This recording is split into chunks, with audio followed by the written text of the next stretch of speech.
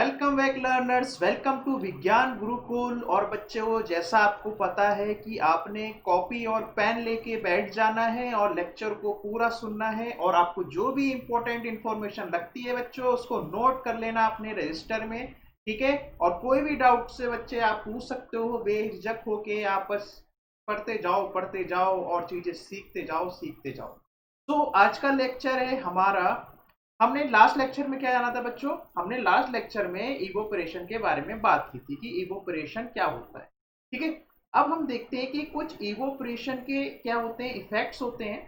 हम उसको डिस्कस करेंगे कि क्या क्या इफेक्ट्स हैं इवोपरेशन के। और हम लोग देखेंगे कि जैसा मैंने आपको फर्स्ट लेक्चर में बताया था कि बेसिकली जो अब साइंटिस्ट मतलब बताते हैं कि टोटल 5 स्टेट्स ऑफ मैटर है। लेकिन हमारे सिलेबस के लिए कितनी स्टेट्स ऑफ मैटर इंपॉर्टेंट है? 3। सॉलिड, लिक्विड और गैस। तो उनके बारे में देखेंगे वो कौन कौन से होते हैं। ठीक है। तो बच्चों स्टार्ट करते हैं आज का लेक्चर। आज मैंने बता दिया क्या है आपका डिस्कशन। एक तो वेरियस इफेक्ट्स ऑफ इवोपरेशन देखने वाले हैं, कौन कौन से इफेक्ट्स होते हैं। और फिर हम देखेंगे कि हमारे पास क्या है, फोर्थ और फिफ्थ स्टेट्स ऑफ मैटर कौन कौन सी होती है। पहला जो इफेक्ट आता है बच्चों इवोपरेशन का, वो आता है इवोपरेशन कॉजेस कूलिंग। ये कूलिंग कैसे कॉज करता है इवोपरेशन? ठीक है, को जानते हैं।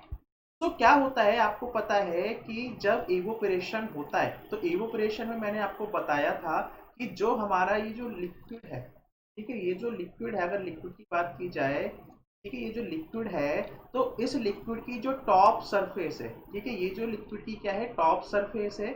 इसके ऊपर क्या होते हैं, ये जो पार्टिकल्स हैं, ये जो पार्टिकल्स हैं बच्चे, तो क्या करते थे ये पार्टिकल्स, क्या करते थे, जो लिक्विड में होते थे सबसे ज्यादा इनके पास क्या होती थी, high amount of kinetic energy होती थी।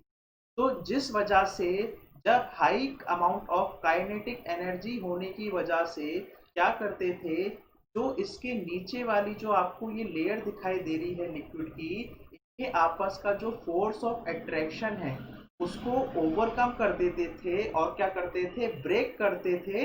और क्या कर जाते थे, इस सरफेस को लीव कर जाते थे, इस तरीके से छोड़ जाते थे। ठीक है, इस तरीके से क्या करते थे, ये सरफेस को छोड़ गए।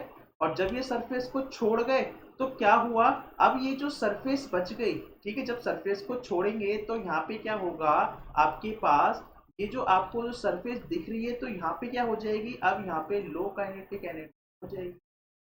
क्या हो जाएगी, लो काइनेटिक एनर्जी हो जाएगी। ठीक है। होता क्या था, लो काइनेटिक एनर्जी हो गई, इसका मतलब क्या है कि यहाँ पे क्या हो गया है, एनर्जी का क्या हुआ है, लॉस हुआ है। क्या हुआ है बच्चों, एनर्जी का लॉस हुआ है। ठीक है, इतनी बात। क्या होता है, जब कभी भी बच्चों आपका लिक्विड इवोपरेट होता है, जब कभी भी लिक्विड इवोपरेट होता है तो वो क्या करता है, वो अपनी एनर्जी को क्या कर देता है, लूज करता है। क्या करता है, जब लिक्विड इवोपरेट होता है तो जो उसके पार्टिकल्स होते हैं, लिक्विड के पार्टिकल्स होते हैं, वो क्या करते हैं, एनर्जी लूज करते हैं। अब क्या होता है, आपको पता है कि जो एनर्जी है बच्चे, एनर्जी है कंजर्व। मतलब एनर्जी का ना तो कभी कम हो सकती है ना कभी क्या हो सकती है, मतलब ना तो आप एनर्जी को डिस्ट्रॉय कर सकते हो ना ही एनर्जी को क्रिएट कर सकते हो। एनर्जी क्या होती है, बैलेंस होती है। तो क्या होगा, जब यहाँ पे एनर्जी का लॉस होगा तो यहाँ पे क्या करना पड़ेगा, उस एनर्जी को बैलेंस करना पड़ेगा।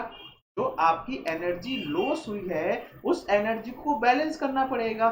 ये जो हमने एनर्जी अभी हुई है, मतलब जो लूज करी है, इसको रिस्टोर करने के लिए, इस एनर्जी को रिस्टोर करने के लिए जो सराउंडिंग अवेलेबल है, जो सराउंडिंग अवेलेबल है जहाँ पे आपका बच्चे लिक्विड रखा हुआ है, उस सराउंडिंग से क्या करेगा, एनर्जी को क्या करेगा, गेन करेगा। उस सराउंडिंग से क्या करेगा, एनर्जी को गेन करेगा। सपोज करो ये सराउंडिंग में क्या है, ये एयर है, तो इससे क्या करेगा, एनर्जी क्या करेगा, गेन करेगा। तो जब क्या करेगा, सराउंडिंग के बच्चे एनर्जी को गेन करेगा ना, तो क्या होगा, यहाँ का टेम्परेचर तो क्या हो जाएगा, मतलब लिक्विड की जो सरफेस पे जो एनर्जी है बच्चे वो कैसी हो जाएगी, हाई हो जाएगी, क्योंकि उसने सराउंडिंग से एनर्जी को लिया। लेकिन क्या छोड़ेगा, जो सराउंडिंग है, जो सराउंडिंग है हमारे आसपास का जो एयर है, मान लो एयर पे है, तो उसकी क्या कर देगा, उसकी एनर्जी को क्या कर देगा, लूज कर देगा। तो इसकी एनर्जी को कर देगा, लूज कर देगा। तो अगर सराउंडिंग की एनर्जी को बच्चे लूज कर देता है तो क्या होगा, वहां पे हमें क्या मिलेगा, वहां पे क्या हो जाएगी, कूलिंग इफेक्ट हमें दिखाई देगा। तो इस वजह से क्या होगा, जो सराउंडिंग होती है वो क्या होती है, कूल होती है। बात समझ में आ गई। तो ये फ्लो चार्ट है, इस फ्लो चार्ट में आप बहुत इजीली समझ सकते हो। क्या किया मैंने शुरू से बताता हूँ। सबसे फर्स्ट हमने क्या देखा, सबसे फर्स्ट हमने ये देखा कि जो लिक्विड होता है जब उसमें इवोपरेशन होता है तो वो क्या करता है, सरफेस को छोड़ देता है high amount of kinetic energy की वजह से, जिसकी वजह से क्या होता है, जिस सरफेस को वो छोड़ता है उस सरफेस पर क्या होती है, लो अमाउंट ऑफ काइनेटिक एनर्जी हो जाती है। सो जब लिक्विड इवोपरेट होता है तो क्या करता है, वो एनर्जी को लूज करता है। सो इस एनर्जी को क्या करने के लिए, मेंटेन करने के लिए, बैलेंस करने के लिए क्या करेगा, क्या करेगा, जो सराउंडिंग है उससे एनर्जी को करेगा, गेन करेगा। तो क्या करेगा, जो सराउंडिंग है उससे एनर्जी को गेन करेगा। अब जब सराउंडिंग से एनर्जी गेन करेगा तो इसका मतलब यह है कि सराउंडिंग में क्या होगी, एनर्जी कम होगी, और जब सराउंडिंग में एनर्जी कम होगी तो वहां का जो टेम्परेचर है बच्चे वो क्या हो जाएगा, वो डिक्रीज कर जाएगा, जिस वजह से क्या होगी, जो सराउंडिंग है वो क्या हो जाएगी, कूल हो जाएगी। इस वजह से सराउंडिंग क्या हो जाएगी, आपके पास कूल हो जाती है। ठीक है, तो इस तरीके से बच्चे क्या होता है, ये इवोपरेशन क्या करता है, कूलिंग करता है। अब इसको हम लोग डे टू डे लाइफ में ऑब्जर्व कर सकते हैं। जैसे क्या होता है कि जब अभी गर्मियां चल रही हैं, समर्स चल रही हैं, तो क्या होता है, हम अपनी जो रूफ होती है उसको क्या करते हैं, उसके ऊपर पानी डालते हैं, है ना, पानी छिड़कते हैं, या आसपास का जो ग्राउंड है उस पर भी क्या करते हैं, पानी छिड़कते हैं। ऐसा क्यों होता है, ठीक है, सनी हॉट सनी डेज में हम ऐसा क्यों करते हैं। तो बच्चे आपको पता है क्या, कि अगर हम क्या करेंगे, वाटर को स्प्रिंकल करेंगे अपनी रूफ पे, तो उस वजह से क्या होगा, उस वजह से क्या होगा, जो वाटर है वो क्या करेगा, इवोपरेट होना स्टार्ट हो जाएगा। क्या करेगा, इवोपरेट होना स्टार्ट हो जाएगा। इसका मतलब ये है, अगर जब वो स्टार्ट होना शुरू होगा तो इसका मतलब ये है कि वो एनर्जी क्या करेगा, लूज करेगा। और जब वो एनर्जी लूज करेगा तो उस एनर्जी को वापस गेन करने के लिए क्या करेगा, वो सराउंडिंग से एनर्जी लेगा ताकि एनर्जी क्या कर सके, बैलेंस कर सके। ठीक है, और आपको पता है जो वाटर होता है, वाटर के पास क्या होती है, high latent heat of vaporization होती है। तो जितनी ज्यादा क्या करेगा, सराउंडिंग से क्या करेगा, वो हीट को लेगा, उस वजह से क्या होगा, यहाँ पे high latent heat of vaporization होने की वजह से वहां पे लार्ज अमाउंट ऑफ गेन होगा, किसमें, एनर्जी में। अगर क्या होगा, यहाँ से लार्ज अमाउंट ऑफ क्या होगा, गेन होगा एनर्जी में। वो किसकी एनर्जी गेन करेगा, मतलब वाटर क्या करेगा, अपनी एनर्जी को गेन करेगा। और जब ये एनर्जी को गेन करेगा, मतलब जब सराउंडिंग से एनर्जी लेगा, तो उस वजह से क्या होगा, जो सराउंडिंग का टेम्परेचर है, जो आउटसाइड का टेम्परेचर है बच्चे, वो क्या हो जाएगा, वो डिक्रीज हो जाएगा, वो क्या हो जाएगा, कम हो जाता है, जिस वजह से हमें क्या होता है, यहाँ पे फील करते हैं क्या, कूल एटमॉस्फेयर। बात समझ में आ रही है। तो यहाँ पे क्या ध्यान रखना है, यहाँ पे आपको इस तरीके से फ्लो चार्ट को आप ध्यान रखो, बहुत इजी हो जाएगा आपको एक्सप्लेन करने में। क्या बताया मैंने, रिवाइज करते हैं। सबसे पहले मैंने बोला कि सबसे पहले क्या होगा, आप क्या करोगे, वाटर स्प्रिंकल करोगे। जैसे ही वाटर उसके ऊपर डालते हो तो वो क्या करेगा, इवोपरेट होना स्टार्ट हो जाएगा। और जब इवोपरेशन होता है तो आपको पता है कि एनर्जी क्या होती है, लॉस्ट होती है। क्या करेगा, जो वाटर है, जो उसकी सरफेस पे जो पार्टिकल्स हैं, वो क्या करेंगे, एनर्जी को लॉस करेंगे। अब आपको मेंटेन करके रखना है एनर्जी को, तो उसके लिए क्या करना पड़ेगा, ये जो लॉस हुआ है उसको गेन करने के लिए क्या होगा, आप सराउंडिंग से, मतलब आप तो नहीं, जो पार्टिकल्स हैं वो क्या करेंगे, सराउंडिंग से क्या करेंगे, एनर्जी को वापस लेंगे। जिसकी वजह से जो वाटर है, वाटर के जो पार्टिकल्स हैं, और जो वाटर क्या है, वाटर में high latent heat of vaporization होती है। अगर high latent heat of vaporization है, इसका मतलब क्या है कि ज्यादा अमाउंट में क्या करेगा, सराउंडिंग से एनर्जी को लेगा। और ज्यादा अमाउंट जब सराउंडिंग से जब लेगा तो सराउंडिंग का जो टेम्परेचर है उसको क्या कर देगा, डिक्रीज कर देगा। जिस वजह से बच्चे आपको क्या फील होता है, आपको कोल्ड फील होगा सराउंडिंग में। ठीक है, तो इसलिए हम लोग क्या करते हैं, रूफ टॉप पे या फिर हम लोग अपने आसपास के घर के आसपास क्या करते हैं, पानी का छिड़काव करते हैं। उसके बाद आता है कि जैसे आपने देखा है कि समर में क्या होते हैं, आपको कॉटन क्लोथ पहनने होते हैं। जैसे मैंने भी क्या पहन रखी है, भी कॉटन क्लोथ पहन रखी है। तो कॉटन क्लोथ क्यों प्रीफर करते हैं हम लोग समर में, तो होता क्या है, जब समर की बात करें बच्चे, तो समर में क्या होता है, हमारी बॉडी में क्या होता है, ज़्यादा स्वेट बनता है। ठीक है, हम क्या करते हैं, ज़्यादा परस्पायर करते हैं, ज़्यादा स्वेट बनता है, क्योंकि जो टेम्परेचर होता है आउटसाइड का वो क्या होता है, ज़्यादा होता है। ठीक है, सो जितना ज़्यादा क्या होगा, टेम्परेचर होगा आउटसाइड का, उतना ज़्यादा क्या होगी, हमारी बॉडी में स्वेट आएगा। अभी मैंने फैन ऑन कर रखा है, जिस वजह से क्या है, आपको स्वेट नहीं दिखाई दे रहा। अगर मैं अभी फैन को ऑफ कर दूं तो क्या होगा, मेरी बॉडी में स्वेट आना शुरू हो जाएगा, दिखना शुरू हो जाएगा। ठीक है, तो इसका मतलब ये है कि जितना हाई टेम्परेचर होगा, हमारी बॉडी क्या करती है, उतना ज़्यादा क्या करेगी, स्वेट बनाएगी। और आपको पता है जो कॉटन क्लोथ्स होते हैं ना बच्चे, कॉटन क्लोथ्स क्या होते हैं, उसमें क्या होते हैं ना, बहुत छोटे छोटे पोर्स होते हैं, उसमें क्या होते हैं, बहुत माइन्यूट माइन्यूट पोर्स होते हैं। और कॉटन क्लोथ्स की ये खासियत है कि वो वाटर को बहुत अच्छे से एब्जॉर्ब कर लेते हैं। क्या कर लेते हैं बच्चे, वाटर को बहुत अच्छे से एब्जॉर्ब कर लेते हैं, क्योंकि ये क्या होते हैं, गुड एब्जॉर्बर ऑफ वाटर होते हैं। ठीक है, तो क्या होता है, जब हमारी बॉडी स्वेट करती है तो कॉटन क्लॉथ्स क्या करते हैं, हमारे जो स्वेट है उसको क्या करेगा, एब्जॉर्ब करेगा। क्या कर लेगा, उसको एब्जॉर्ब कर लेगा। अब जैसे ही कॉटन क्या करेगा, ये जो क्लॉथ है उसको एब्जॉर्ब करेगा, तो अब ये क्या कहाँ पर आ जाता है, आपका पसीना। अब ये जो स्वेट है, अब ये एक्सपोज हो गया किस पे, एटमॉस्फेयर पे। अब ये एटमॉस्फेयर पे जैसे ही एक्सपोज होगा, तो आपको पता है वहां पे क्या हो जाएगा, इवोपरेशन का फिनोमिना स्टार्ट हो जाएगा। अब जैसे ही इवोपरेशन होगा, सो इवोपरेशन होने की वजह से क्या होगा, आपकी जो बॉडी है उसको क्या मिलेगी, उसको कूल होना, मतलब कूल महसूस होता है। ठीक है, सो ये क्या है आपके पास, इसलिए हम लोग क्या करते हैं, कॉटन क्लोथ्स को पहनते हैं समर में, ताकि इवोपरेशन के प्रोसेस को हम क्या कर सकें, आसान बना सकें। समझ में आ रही है। ठीक है, सो ये हमारे पास क्या है, इसका रीजन है। उसके बाद बच्चे देखो, नेक्स्ट हमारे पास आता है कि कभी कभी क्या होता है, जैसे नेल पॉलिश होती है। ठीक है, नेल पॉलिश होती है, या आप देखते हो पेट्रोल। ठीक है, कभी कभी पेट्रोल टच हो जाता है तो क्या होता है, आपको लगता है वो ठंडा सा लग रहा है। ठीक है, ऐसा महसूस होता है। या आपके पास क्या है, ये एसीटोन आप देखते हो।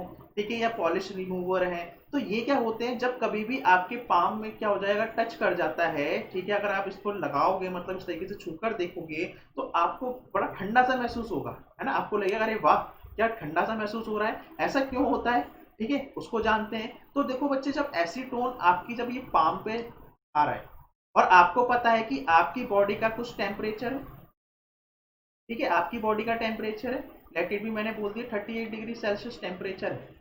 ठीक है, अब क्या है, यहाँ पे क्या है, टेम्परेचर होने की वजह से क्या है बच्चे, कि आपकी बॉडी भी क्या कर रही है, एक तरीके से हीट, मतलब एनर्जी बना रही है, हीट निकाल रही है। ठीक है, अब आपने जैसे ही एसीटोन यहाँ पे रखा, तो एसीटोन क्या होगा, जो ये मेरी बॉडी है, ये बॉडी है, इससे क्या करेगा, इससे एनर्जी खींचेगा, इससे एनर्जी खींचेगा। और जब इससे एनर्जी एसीटोन में जाएगी, तो वो क्या करेगा, वो क्या करेगा, वो इवोपरेट होना स्टार्ट हो जाएगा। और जैसे ही वो इवोपरेट होगा, तो मेरे जो बॉडी से वो हीट निकाल के गया है, उसी की वजह से मुझे क्या होगी, कूलिंग महसूस होगी।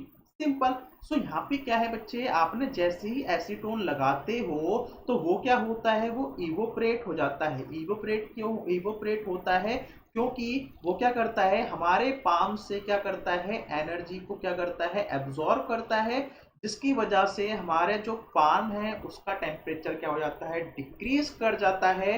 और हमें क्या होती है, यहाँ पे कूलिंग महसूस होती है। ठीक है, बिल्कुल सिंपल सा आपके पास क्या है, इसका फंडा है।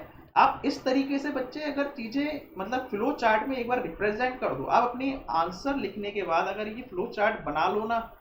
ठीक है, या फिर आपको कभी याद करना हो ना, कोई भी थ्योरी बच्चे अगर आपको याद करनी हो, बड़े बड़े क्वेश्चन से अगर आपको याद नहीं हो रहे हैं, तो आप क्या करो, इस तरीके से फ्लो चार्ट बना लो। जब आप फ्लो चार्ट बना लोगे, तो एक एक वर्ड से आपको पता लग जाएगा कि वहां पे मुझे क्या एक्सप्लेन करना है, वहां मुझे एक्सप्लेन करना है। तो इस लिंक को जोड़ते जाओ और आपका पूरा आंसर बन जाता है। ठीक है, तो ये इजी वे होता है आपको याद करने का। उसी तरीके से बच्चे देखो, क्या होता है कि जैसे अभी क्या है, हमारे पास समर चल रही है, तो हम क्या करते हैं, अपनी फ्रीज में क्या रखते हैं, वाटर बॉटल रखते हैं। तो जब ठंडा पानी मैं क्या करता हूँ, बाहर निकाल के रखता हूँ सराउंडिंग के साथ, तो आप देखते हो कि जो बॉटल के चारों तरफ, ठीक है, बॉटल के पेरी फेरी पे क्या दिखता है आपको, इस तरीके से ड्रॉपलेट्स दिखाई देती है वाटर की। दिख रही है आपको, इस तरीके से क्या होता है, ड्रॉपलेट दिखाई देती है। नहीं तो कोल्ड ड्रिंक ले लो, तो कोल्ड ड्रिंक के भी बाहर आपको क्या दिखती है, ड्रॉपलेट्स, मतलब आपको पानी सा फील होता है। ठीक है, तो वो क्यों होता है, देखो, वो इसलिए होता है क्योंकि हमारे पास जो ये आइस कोल्ड वाटर होता है, ठीक है, जो इस वाटर के इसके अंदर ग्लास के अंदर अभी फिल है। अब क्या हो रहा है, जो आपको पता है जो हमारी एयर होती है ना बच्चे, एयर में क्या होती है, मॉइस्ट एयर और क्या होता है, ड्राई एयर दोनों होती है, मैंने आपको बताया था लास्ट लेक्चर में। तो वो जो मॉइस्ट एयर है वो आपके पास क्या है, वाटर वेपर ही है, वो क्या है, एक तरीके से वाटर वेपर ही है।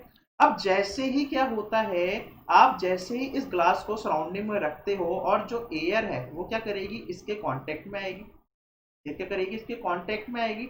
अब जैसे ही एयर इसके कांटेक्ट में आएगी तो ये जो वाटर वेपर है ना बच्चे, ये वाटर वेपर क्या करेंगे, अपनी जो एनर्जी है वो क्या कर देंगे, लूज कर देंगे, क्या कर देंगे, अपनी एनर्जी को लूज कर देंगे।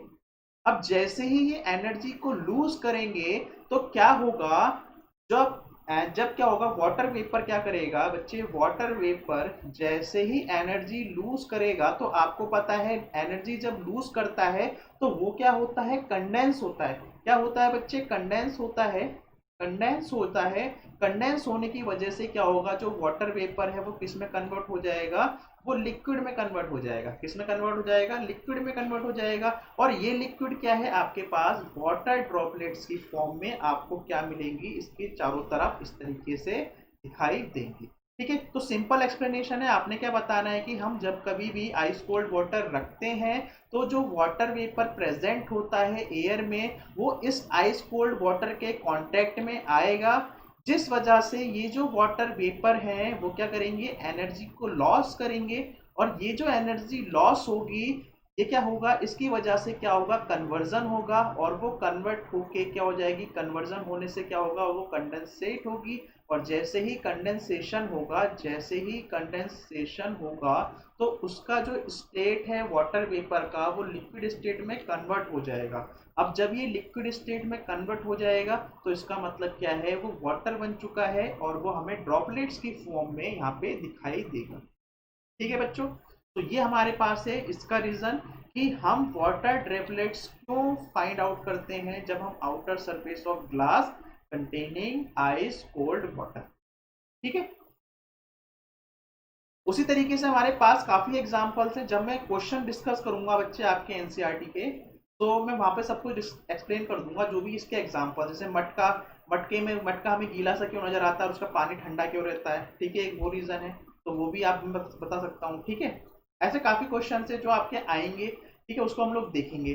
चाय ठंडी क्यों होती है, जब हम उसको ग्लास में रखते हैं तो जल्दी ठंडी क्यों नहीं होती है, और जब हम उसको प्लेट में रख लेते हैं तो जल्दी ठंडी हो जाती है, क्यों होती है, सरफेस एरिया बढ़ जाता है। मतलब ऐसे से बेसिक बेसिक क्वेश्चन है जो आप अगर थ्योरी पढ़ लोगे मुझसे तो आप कर सकते हो उसको आसानी से। अब बच्चे देखो, जैसे मैंने आपको बताया था शुरू में कि आपके लिए जो इम्पोर्टेंट है वो है 3 स्टेट्स ऑफ मैटर। ठीक है, इसमें क्या है, सॉलिड है, लिक्विड है और गैस है। लेकिन क्या होता है हमारे पास, मैंने आपको बताया जैसे कि अब क्या है, जो रिसर्च चल रही है उसमें हमने 2 स्टेट्स और फाइंड आउट की हैं। एक तो स्टेट है जो है हमारे पास फोर्थ स्टेट, इसको हम लोग बोलते हैं प्लाज्मा। इसको क्या बोलते हैं बच्चे, प्लाज्मा बोलते हैं। तो प्लाज्मा होती क्या है, बेसिकली प्लाज्मा क्या है, जब आप क्या करते हो, आप जैसे ही गैसियस स्टेट पे जाते हो बच्चे, और अगर आप इस गैस को फर्दर क्या करोगे, एनर्जी दोगे, इसको फर्दर आप हीट दोगे ना, तो ज्यादा हीट देने से क्या होगा, ये जो गैस है ये क्या होगी, आयंस के फॉर्म में ब्रेक कर जाएगी। क्या हो जाएगी, आयंस के फॉर्म में क्या हो जाएगी, ब्रेक कर जाएगी। और ये जो गैस है वो क्या हो जाएगी, अब आयनाइज्ड गैस बन जाएगी। क्या बन जाएगी, आयनाइज्ड गैस। ठीक है, तो मतलब क्या है, प्लस माइनस जब आयंस उसमें क्रिएट हो जाएंगे तो ये जो आयनाइज्ड गैस है ना बच्चे, यही आपके पास क्या है, प्लाज्मा स्टेट कहलाती है।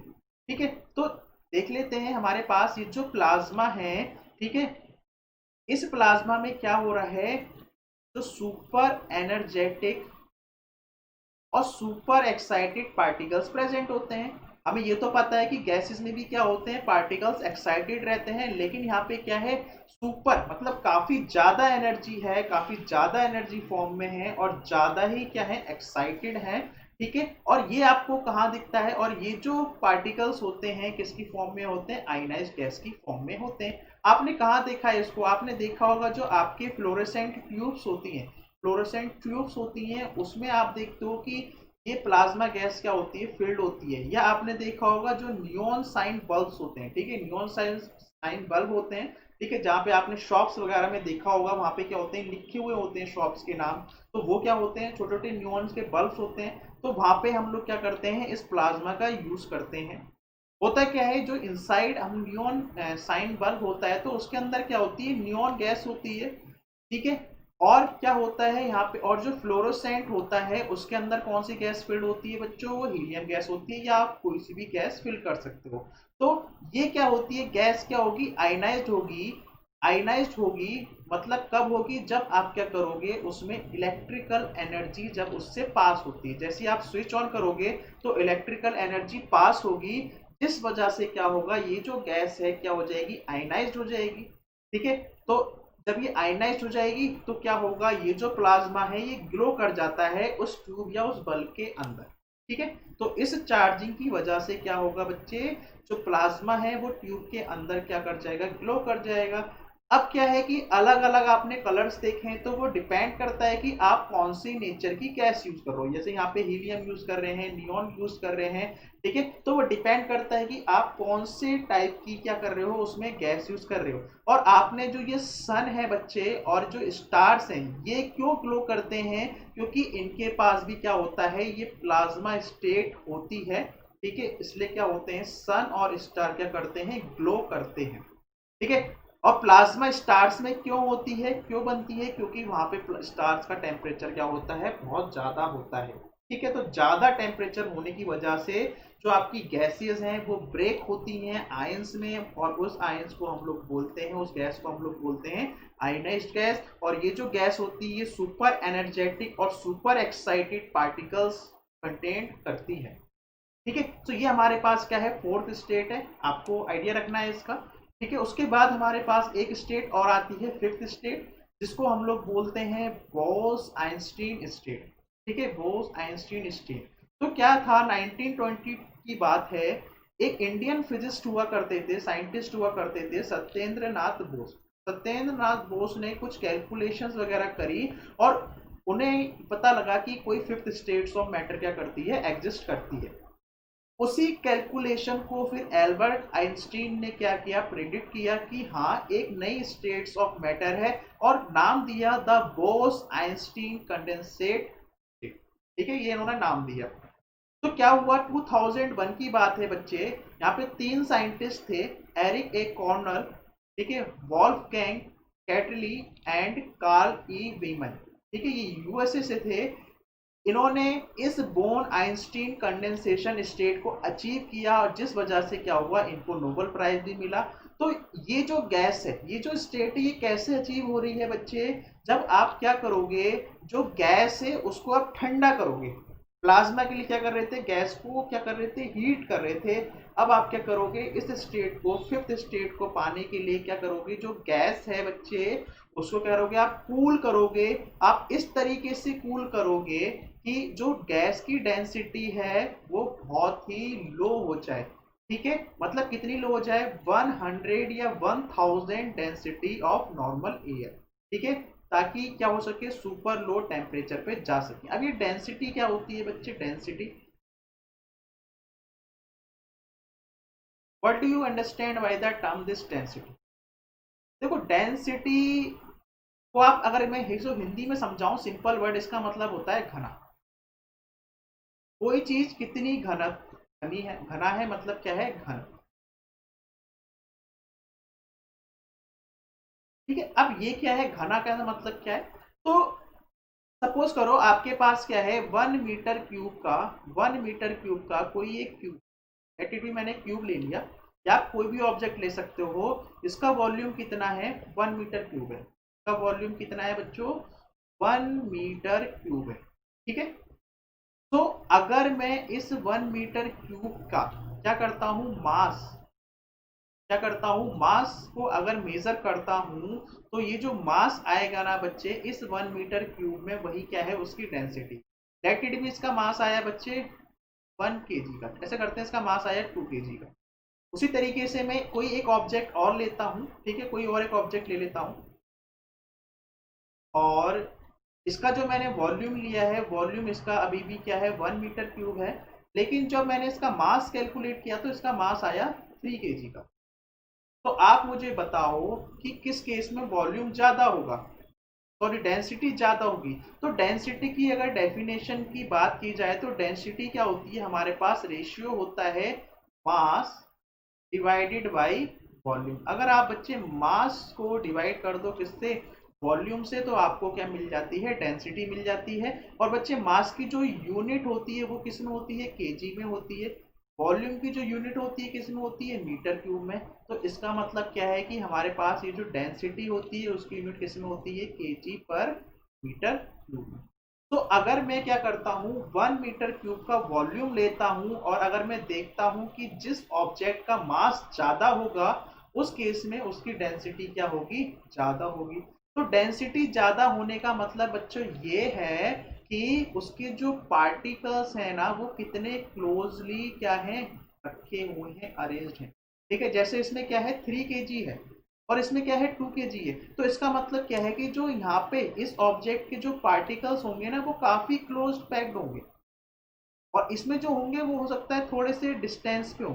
ठीक है, वो इतने क्लोजली ना हो, क्योंकि आप 1 मीटर क्यूब में क्या कर रहे हो, 2 kg मास ले पा रहे हो, और यहाँ पे 1 मीटर क्यूब में आप 3 kg मास ले पा रहे हो। सो डेंसिटी अगर आपसे कोई पूछता है क्या है density, it is the ratio of mass per unit volume. It is defined as the mass per unit volume या ratio of mass to the volume of a substance. ठीक है, या आपके पास क्या है, डेंसिटी का मतलब है, या आप सिंपल बोलो कि कोई चीज कितनी ज्यादा घनी है, कितनी ज्यादा क्या है, घनी है ना, या घनत। वैसे वैसे एक्चुअल जो मीनिंग होता है हिंदी में होता है इसका घनत, आप डिक्शनरी देखोगे तो वो क्या होता है, घनत। तो मैंने समझाने के लिए बता रखा कि कोई चीज कितनी घनी है। ठीक है, बात समझ में आ रही है। अब देखो कुछ आपके पास क्वांटिटीज हैं, फिजिकल क्वांटिटीज होती हैं हमारे पास, कौन कौन सी है, जैसे टेम्परेचर है। तो टेम्परेचर की जो यूनिट होती है बच्चे वो किस में होती है, केल्विन में होती है। ये स्टैंडर्ड यूनिट है ना, केल्विन में होती है। हम लोग क्या करते हैं डिग्री सेल्सियस में यूज करते हैं, और जो केल्विन का सिंबल होता है बच्चे के होता है। उसी तरीके से आप लेंथ की देखोगे तो मीटर, और मीटर को आप किससे रिप्रेजेंट करते हो, एम से। मास बच्चे, मास मास किस में दिखाते हो आप, केजी में दिखाते हो, और केजी क्या होता है इस तरीके से किलोग्राम। वेट की बात की जाए तो बच्चे वेट क्या है, न्यूटन में आता है, इसको हम लोग एन से शो करते हैं। वॉल्यूम की बात करी जाए, मैंने अभी दिखाया आपको क्यूबिक मीटर, मतलब क्या है, मीटर पावर 3, मतलब इसको मीटर क्यूब बोलते हैं। डेंसिटी की बात की जाए तो किलोग्राम पर क्यूबिक मीटर, इसका मतलब क्या है, केजी मीटर क्या है ये, माइनस का 3, या फिर आप इसको ऐसे भी लिख सकते हो, केजी पर मीटर। और अगर प्रेशर की बात की जाए तो पास्कल, और पास्कल को पीए से शो कर सकते हैं। तो ये आपके पास क्या है, कुछ फिजिकल क्वांटिटीज हैं, और ये क्या है, उनके सिंबल्स हैं यूनिट के, आपको ध्यान रखने हैं। तो ये भी आपके लिए क्या है, एक इम्पोर्टेंट है, क्योंकि आप आगे जब हायर क्लासेस में जाओगे तो आपकी ये पूरी लाइफ बच्चे काम आएगी चीजें। ठीक है, इसको आप पढ़ लेना। तो आज का हमने क्या पढ़ा, आज हम लोगों ने देखा कि कौन कौन से फैक्टर्स हैं या फिर इफेक्ट्स हैं जो इवोपरेशन से मिलते हैं, और उसके बाद हम लोगों ने जाना कि हमारे पास फोर्थ और फिफ्थ स्टेट्स ऑफ मैटर क्या होती है। सो बच्चे आपकी जो थ्योरी पार्ट है बच्चे, जो थ्योरी है वो यहाँ से क्या होती है, इस चैप्टर की भी क्या होती है बच्चे, फिनिश होती है। इस चैप्टर की आप फिनिश हो गई है। तो जो आपका ये जो फर्स्ट चैप्टर है, जो आपके टेस्ट के लिए, आपके हाफ ईयरली के लिए काफी इंपॉर्टेंट है, उसकी मैंने थ्योरी बहुत डिटेल में करा दी है। ठीक है, आपने क्या करना है बच्चे, अपने नोट्स आपने जो प्रिपेयर किए हैं इसको पढ़ते हुए उसको आप रिवाइज कीजिए। ठीक है, उसका रिवीजन कीजिए, और अगर कोई भी डाउट आता है तो आप उसमें लिख लो, लेक्चर वाइज बच्चे नोट करना, और आप उसमें लिख लो कि कौन से लेक्चर का वो, जहाँ पे डाउट आया है वो कौन से लेक्चर में आपको मिलेगा। तो आप जाके उस लेक्चर को दोबारा से देखो, और आपको चीजें क्या होंगी, फिर से मतलब वहां से जो भी डाउट है वो आपका क्लियर हो जाएगा। और अगर फिर भी डाउट क्लियर नहीं होता है तो बच्चे ये मेरा नंबर है। ठीक है बच्चे, ये मेरा क्या है, कांटेक्ट नंबर है, आप मुझे व्हाट्सएप कर सकते हो। ठीक है, आप मुझे व्हाट्सएप कर सकते हो, अपना डाउट, आपके पास जो भी डाउट है मुझसे पूछ सकते हो। ठीक, और बच्चे हमारे चैनल को प्लीज़ सब्सक्राइब अगर नहीं किया है तो आप सब्सक्राइब जरूर कर लें, और अपने दोस्तों को भी शेयर करें ताकि वो भी इसको देखें और यहाँ से चीज़ों को सीखें। ठीक है, इस तरीके से सिंप्लीफाई वे में आप क्या कर सकते हो, सब्जेक्ट को पढ़ सकते हो।